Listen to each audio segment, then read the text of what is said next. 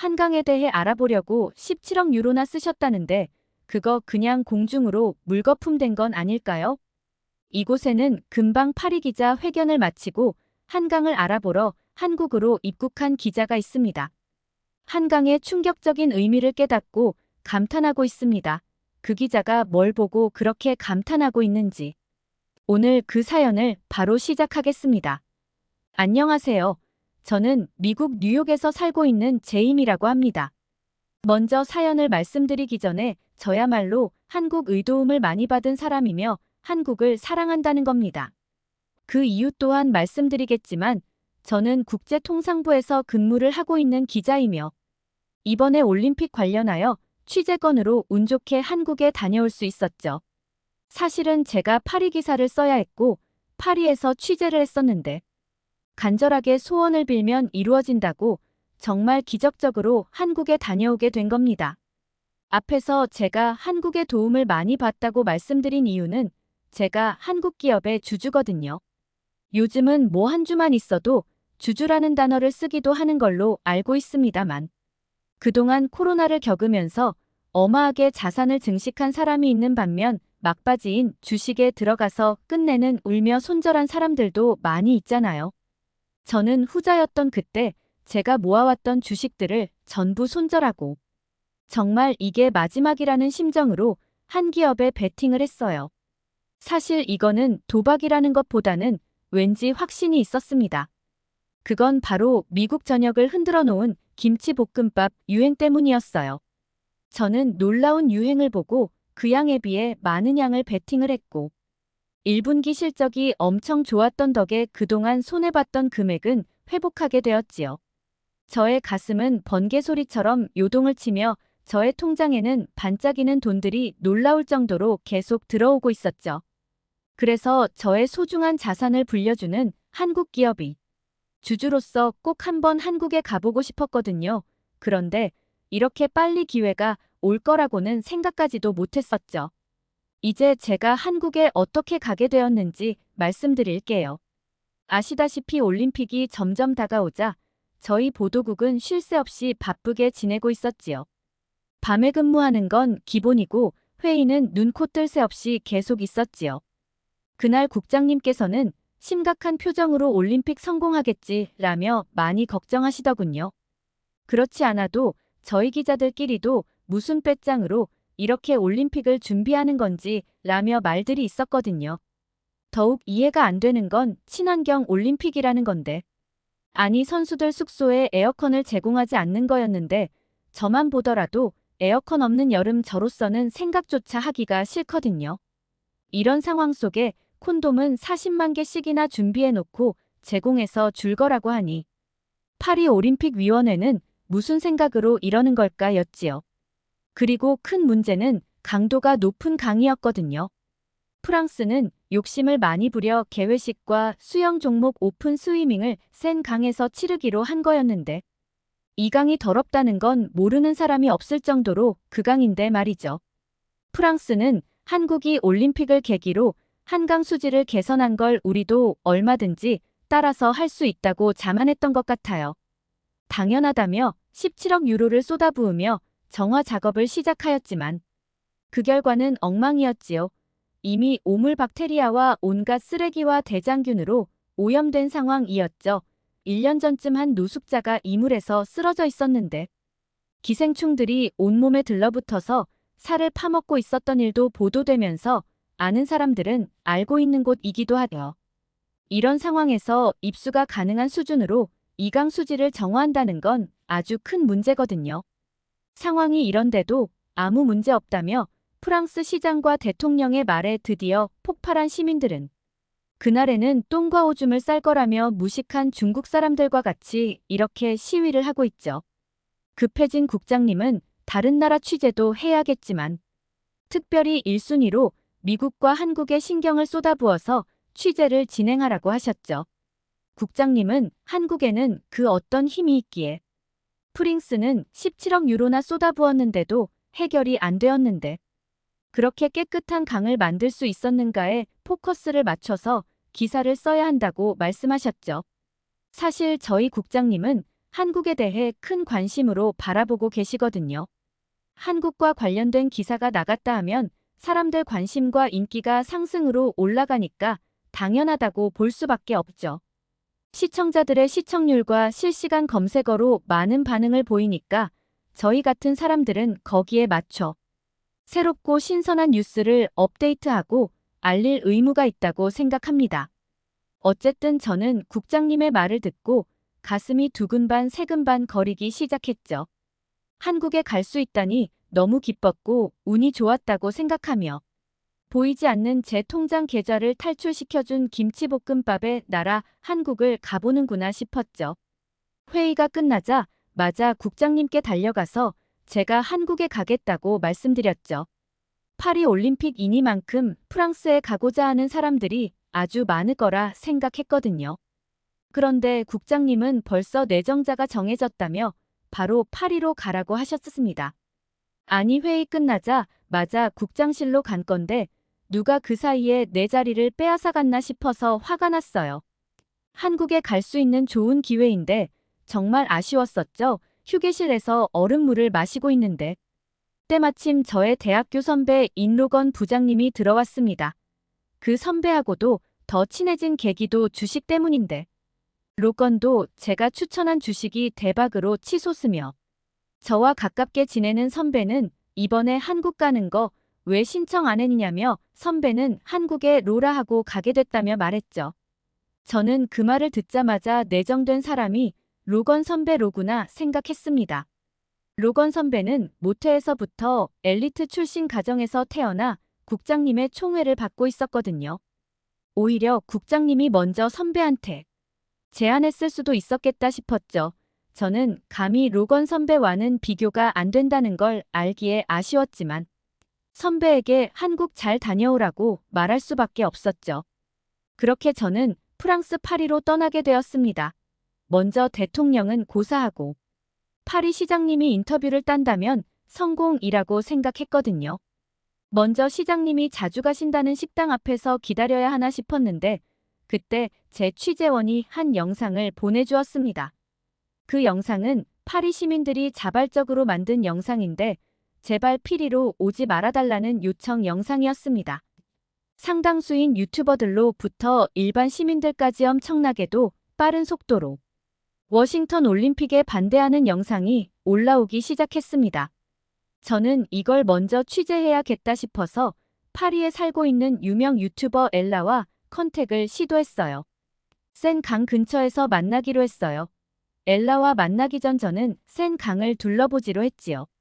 그렇게 많은 돈을 들였는데 설마 조금은 달라지지 않았을까 달라졌을 거야 라며 일말의 기대를 갖고 촬영을 시작했죠. 그런데 저는 깜짝 놀랄 수밖에 없었어요. 6년간 17억 유로라는 하늘이 놀라울 돈을 썼다는데 그 돈은 그냥 공중부양해버린 건가 싶을 정도로 센 강은 여전하게도 악취가 나고 더러웠으니까요. 저 물에서 경기를 해야 하는 선수들은 아무런 죄도 없는데 말이죠. 사전 조사한 바에 따르자면 6월달 검사 결과는 이미 기준치를 벗어나 장구균과 대장균이 검출되었고 날이 굳이거나 비가 오면 센 강의 오염도는 더 심해진다며 현지 언론의 보도 또한 있었습니다. 특히 올림픽이 개최되는 기간에는 비가 내릴 가능성이 높은 계절이라서 센 강 오염도는 피할 수 없다는 것. 을 또한 큰 이슈라는 생각이 들더라고요. 아무리 생각을 해봐도 여기서 경기를 한다는 건 무리가 있어 보였습니다. 현실이 이러하니까 시장도 경찰청장도 16일 날 수용하겠다 해놓고 막상 날짜가 다가오자 선거가 끝난 다음으로 미루는 모습을 보인 거겠죠.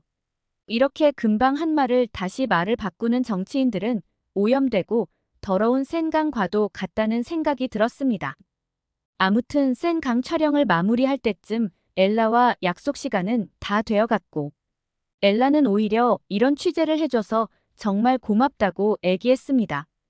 그렇게 저는 센 강 쪽 근처를 따라 걸으며 파리 시민들이 왜 이렇게도 화가 난 이유에 대해 들을 수 있었습니다. 엘라는 파리는 전혀 올림픽을 개최할 준비가 안 되었다고 말했어요. 프랑스 국정원은 대학생 기숙사를 올림픽 관계자들에게 제공하려고 생각할 정도로 계획도 없이 운영하고 있다고 했죠. 거기다가 올림픽 기간이면 워싱턴 주요 관광지에 소매치기까지 더 들끓을 것이고 이것을 틈타서 파업하는 곳도 많아 질 수도 있다고 했죠. 프랑스는 고질적으로 갖고 있던 문제가 올림픽과 맞물려 더 커질 수 있다고 말이죠. 파리 시민들 입장에선 관광지로서 제대로 관리도 하지 못하면서 무슨 세계 행사를 하냐며 반감을 가지고 있다고 말했어요. 그리고 가장 심각한 문제는 물가 때문이라고 했어요. 올림픽 기간 동안 지하철 비용을 60%, 버스 비용은 2배로 더 올릴 것 같다고 했는데 그렇게도 좋은 것도 아닌 지하철이 올림픽 때문에 2배로 오른다고 하니 기존에 이용하고 있던 사람들의 불만이 치솟고 있는 중이라고 했습니다. 그렇게 잔뜩 분노한 엘라와 인터뷰를 끝내고 저는 파리 지하철로 향했습니다. 올림픽 기간 약 1,700만 명의 관광객이 몰릴 텐데 파리 지하철 또한 이전과 달라진 게 하나도 없었습니다. 변함없이 차도든 인도든 쓰레기는 나 뒹굴고 있었고 역겨운 냄새는 역사를 뒤덮고 있었죠. 촬영 감독님과 허탈한 한숨을 쉬고서는 여기까지 마무리하고 내일 마저 촬영하자는 얘기를 나누던 그때에 저에게 한 통의 전화가 왔습니다.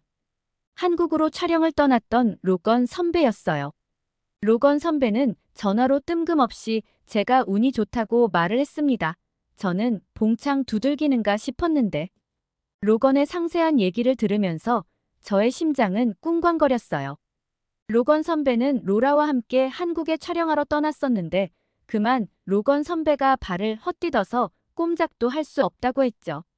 일단 지금 병원으로 가고 있는데 아무래도 취재가 어려울 것 같다며 다른 사람이라도 대신 와야 할 것 같다고 했습니다. 당장 국장님께 연락하라는 거였어요. 저는 로건 선배에게 고맙다고 말을 하고는 국장님께 메시지를 보냈습니다. 파리 촬영이 끝났으니 제가 한국 촬영을 가겠다고 말씀을 드렸죠. 저는 그 말이 끝나자마자 국장님 결제도 나지는 않았지만 냅다 한국행 비행기를 예약하고는 감독님과 함께 선수용 숙소를 촬영하러 길을 나섰습니다. 이번 선수용 침대는 중국 베이징 올림픽에 사용했던 것보다는 업그레이드 되었다는데요. 불편하다는 선수들의 지적 때문이었는지 크기가 조금 커진 듯 했어요. 그런데 더 문제는 선풍기로 더위를 버텨야 한다는 점이었어요. 이상기후가 발생하기 전 파리의 평균 온도는 섭씨 26도 정도였는데 요즘은 이상고온으로 7월 45도까지 올라갔습니다. 건물마다 공기순환을 빨리 진행하려 배치와 건물 크기를 변화시켜 자연 냉각을 한다는 게 목표인데 그 목표치가 7도 낮은 정도였어요. 45도면 목표치에 도달한다 하더라도 내부 온도는 38도로 볼 수는 있죠. 친환경 올림픽이라는 타이틀을 고수하고자 선수들에게만 이 더위를 안겨주어 견디게 하자는 건 상식적이든 비상식적이든지 이해가 안 갔습니다. 그렇게 감독님과 촬영을 하고 있는데 국장님께로부터 전화가 왔습니다. 국장님은 어떻게 로건보다 빨리 전화가 왔냐며 바로 한국 가기엔 무리가 있을 테니 다른 사람 시켜도 되니까 그냥 미국으로 들어오라고 하셨죠. 제가 펄쩍펄쩍 뛰며 좋아하는 모습을 보신 촬영 감독님께서는 한국 가는 게 그렇게도 좋냐며 어찌됐던 축하한다고 하셨어요. 감독님께는 무리하게 촬영 일정을 앞당겨서 죄송하고 감사하다고 말씀드리고는 한국행 비행기에 올라탔습니다. 비행기 내에서는 한강의 놀라운 기적에 대해서 생각을 해보았어요. 현재 프랑스의 기술로도 안 되는 걸 그 옛날 1988년 올림픽 때 도대체 어떻게 가능했을까? 감히 상상이 잘 안 됐습니다. 경제력으로 보나 기술로 그 무엇으로도 그때 그 당시 한국보다 현재 미국이 훨씬 상위에 있으니까요.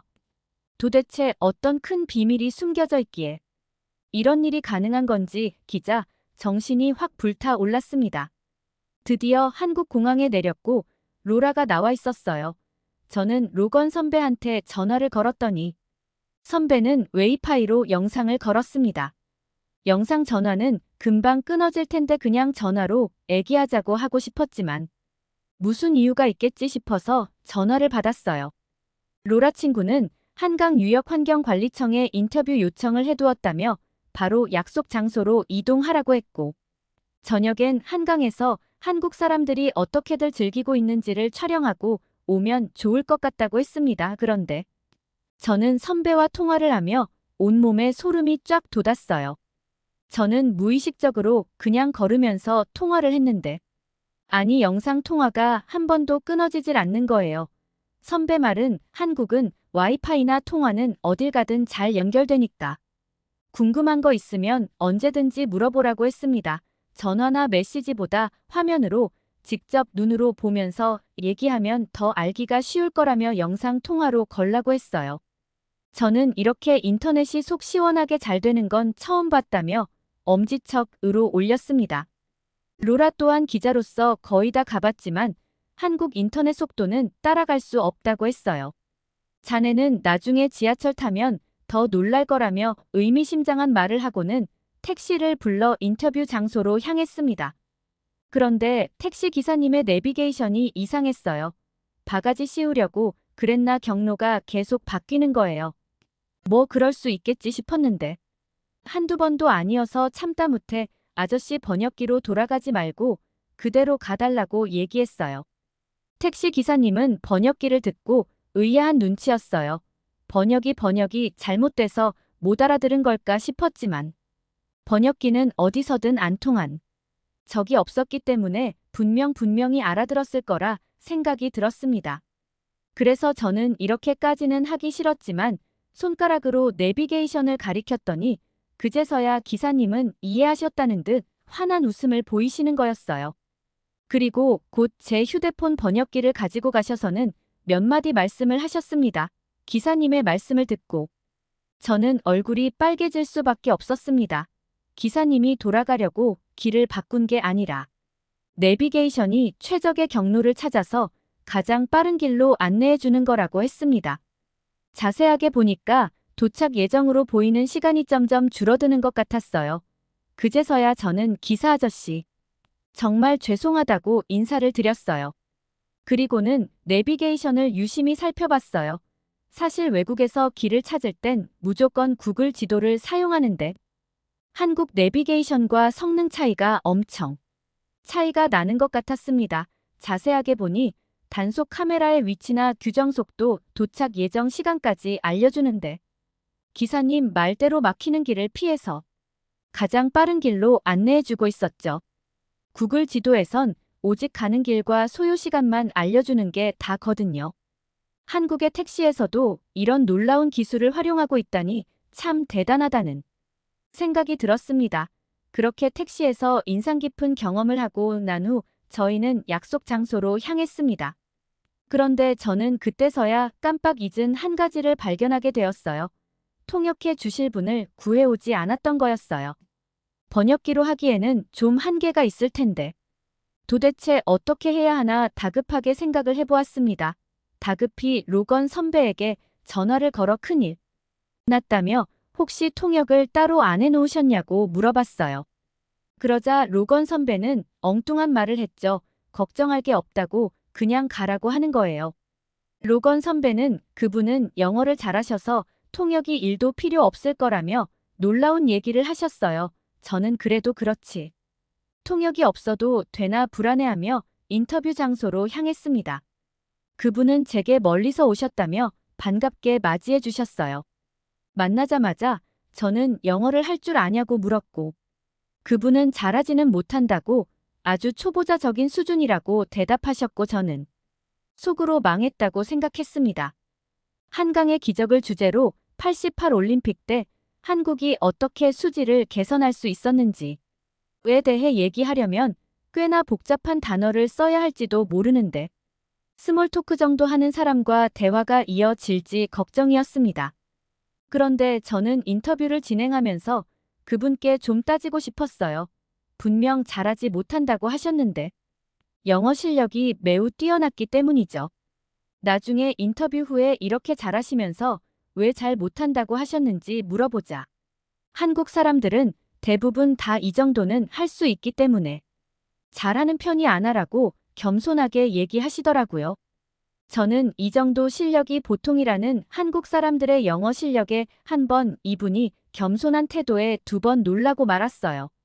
아무튼 유창한 영어 실력 덕분에 인터뷰는 수월하게 진행되었습니다.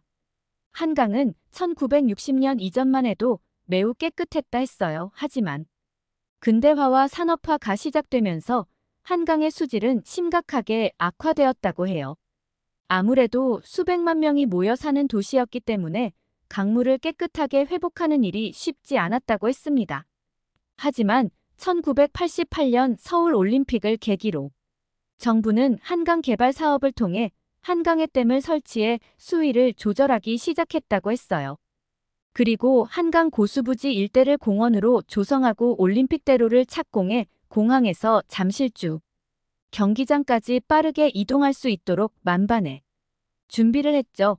그 이후에도 꾸준하게 국가 주도의 환경 개선 프로젝트를 통해 한강 상류를 그린벨트로 묶어 개발을 제한하고 오염 유입을 차단하는 많은 노력을 기울였다고 했습니다. 그런데 저는 들으면서도 잘 이해가 가질 않았어요. 사실 그 정도의 노력은 파리에서도 하고 있다는 생각이 들었거든요. 제가 그렇게 반문하니까. 그분께선 사실 이건 원론적인 얘기고 진짜 비결은 따로 있다고 했어요. 저는 두 눈을 번쩍이며 그분의 이야기에 집중했어요. 하지만 막상 그 비결을 듣고 어처구나가 없었습니다. 바로 시민들 때문이라는 거였죠. 시민이 무슨 대수라고 그게 그렇게 달라질 수 있는 건지 이해가 안 갔어요. 그러자 그분께선 잘대로 시민들의 힘을 우습게 보면 안 된다고 했습니다. 올림픽 개최를 위해서 서울 시민들이 한마음으로 똘똘 뭉쳐서 환경 파수꾼으로 나왔다 고들했어요. 그리고 오염을 막기 위해 쓰레기를 줄이고 직접 나가서 한강 근처를 청소하는 일도 많았다고 했죠. 시민들의 피나는 노력이 없었다면 한강도 지금의 센 강이랑 다를 바가 없을 거라고 했습니다. 센 강도 작음 그렇게도 더러운데도 오히려 거기다가 오줌과 똥을 쌀 거라며 말을 서슴없이 하지 않냐고 했어요.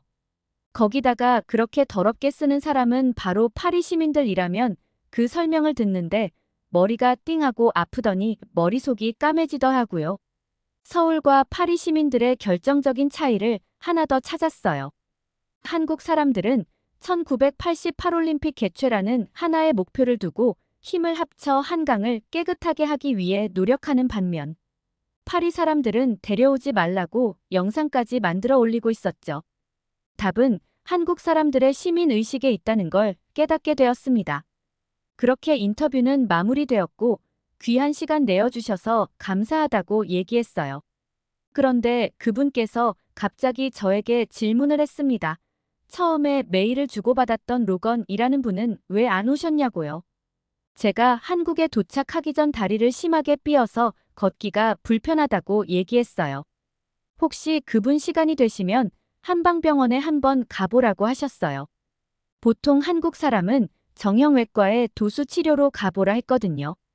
그리고 워싱턴 지하철 요금 인상하는 것 때문에 파리 사람들의 민심이 엉망진창인데 한국 지하철은 어떤지 궁금하다고 했어요.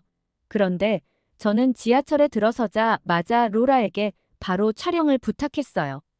이거야말로 기삿거리라는 생각이 들었죠. 한국 지하철은 파리 지하철과 비교도 안 되게 넓고 쾌적했습니다.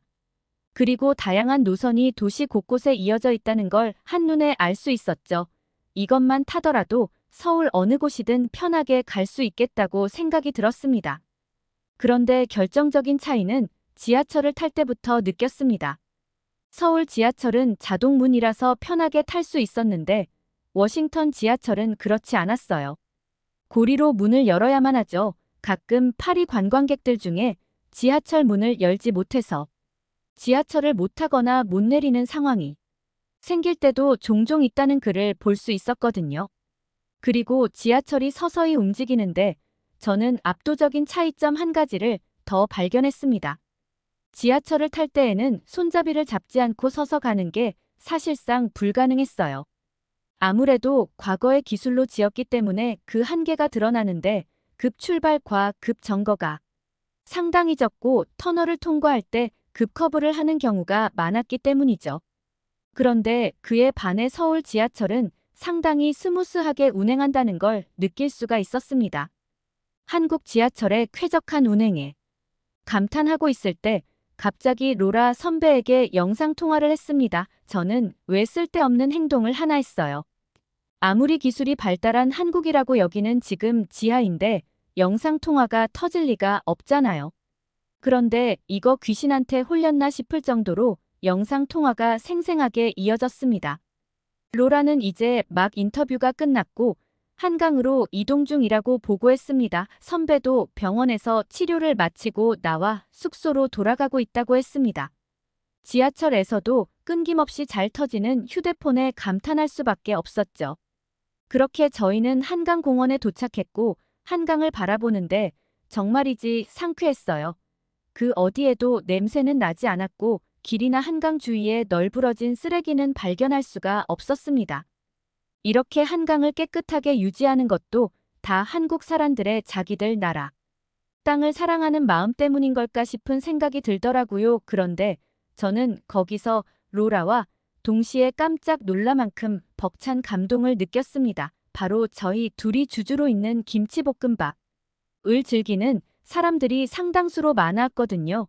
거기엔 밥을 볶아주는 기계가 있었는데 저희가 고른 밥을 기계에 올리기만 하면 되더라고요. 저희는 생각할 것도 없이 김치볶음밥이었어요. 오히려 고민하는 외국인들에게 추천까지 해주고 왔습니다. 그렇게 로라와 벤치에 앉아 각자 볶음밥을 먹으며 한강을 바라보았어요. 이렇게 평화롭고 여유로울 수 있다니 이 현실은 절대로 느낄 수 없는 그림의 경치였습니다. 영화에서만 보는 파리를 떠올리며 이런 느낌을 바라고 있을 텐데 사실 영화 같은 곳은 바로 서울의 한강이었습니다. 늦은 시간까지 한강 근처에서 쉬고 즐기는 사람들을 바라보며 이렇게 한강을 아름답게 만들어주는 건 한강을 사랑하며 늘 곁에서 즐기는 한국 시민들 덕분이라는 걸 더욱 확실하게 느낄 수 있었습니다. 그렇게 저희도 마치 서울 시민들처럼 밤에 한강을 여유롭게 즐기고 하루를 마무리했어요. 그리고 다음 날 저는 로건 선배를 만나러 갔고 인터뷰했던 분께서 추천해주신 한방병원에 한번 가보는 건 어떻겠냐고 물었어요. 로건 선배는 오늘 밤이면 떠날 텐데 한번 속는 셈 치고 가볼까 하며 같이 가자고 했죠. 한의원 분위기는 굉장히 독특했는데 저도 이런 곳은 난생 처음이라 양해를 구하고 로건 선배가 시술하는 걸 같이 구경했죠. 한방병원이란 곳이 어떤 곳인지 무척 궁금했었거든요. 로건 선배가 아픈 곳을 설명하자 한의사 선생님께서는 갑자기 긴 바늘을 꺼내더니 선배의 발을 찌르려고 했어요. 저희는 기겁하며 도대체 뭐 하시는 거냐고 했죠. 한의사 선생님은 웃으시며 침 치료라고 치료 방법에 별일 아니니 너무 걱정 말라고 하셨습니다. 그렇게 선배의 발에는 바늘침 7개가 들어가 꽂았습니다. 처음엔 잔뜩 긴장하며 맞았는데 생각보다 그렇게 아프지 않다는 말에 놀라웠습니다. 그런데 선생님께서 침을 다 놓으시니고 좀 있다가 빼시고는 한번 걸어보라고 하셨어요. 아니, 방금 절뚝거리며 들어온 사람을 걸어보라 하시더니 무슨 속셈이지 싶었지만 선배의 반응에 저는 두 눈이 휘둥그레졌으며 훨씬 안 아프다고 말하는 거였어요. 이렇게 한국에 한 번에 효과를 보이는 치료가 있다니 저는 놀라지 않을 수가 없었어요. 이 한방병원을 그대로 프랑스에 다 가져가고 싶었죠. 아무튼 선배는 침 치료가 끝난 뒤음엔 침이 꽂아 있을 때만큼은 아니지만 훨씬 개운해진 다리로 나올 수 있었습니다. 저희 둘은 말 그대로 한국은 어마어마한 나라라며 혀를 내두를 수밖에 없었죠. 그렇게 저희들은 다시 미국으로 향하는 비행기에 올라탔고 비행기 안에서 저는 조심스럽게 지하철도 같이 기사로 쓰면 어떻겠냐고 제안을 했어요. 선배는 그것도 좋은 생각이라며 저를 칭찬해 주었어요. 게다가 취재 결과를 보고 국장님께서 매우 만족스러워 하셨고 우리의 센 강과 한국의 한강을 주제로 칼럼까지 쓸 기회를 받게 되었습니다. 저는 이 주제를 받자마자 한강의 기적을 꼭 널리 알리는 글을 써야겠다고 다짐을 하고 지금은 글을 구성하는 중에 사연을 보내게 되었습니다. 한강의 기적을 만들어내신 수많은 한국인분들을 존경하고 저는 다음에 여행지를 한국으로 가서 더 재밌게 즐기고 올라고요. 오늘 제임 씨의 사연 어떠셨나요? 정말 한국인의 저력은 대단하고 존경스럽다고 생각이 듭니다. 뭐라든 잘 뭉치고 위기에 강한 한국 국민들이 참 멋있는 것 같습니다.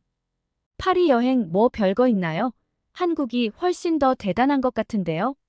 파리의 코를 납작 눌러버릴 만큼 어마어마한 사연이었습니다. 오늘 저의 이 사연으로 한껏 어깨가 높아지셨으면 좋아요. 와 댓글 부탁드리며 다음에 더 좋고 재밌는 감동 이야기로 돌아오겠습니다. 이상 감동 울림이었습니다.